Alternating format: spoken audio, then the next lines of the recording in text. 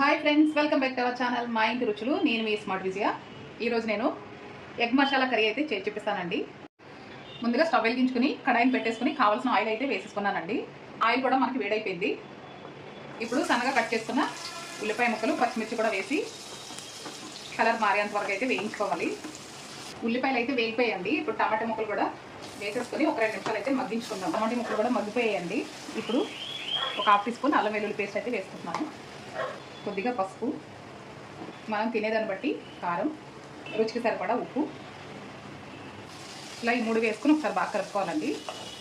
ఇలా కట్ చేసుకున్న గుడ్లను అయితే ఇందులో వేసేసుకొని బాగా కలుపుకోవాలండి. 2-3 నిమిషాలు ఉడికిన తర్వాత కొద్దిగా హోల్ గరం మసాలా పొడి అయితే వేసుకుంటున్నానండి.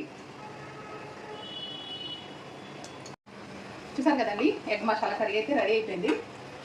Thanks for watching. బాయ్ అండి.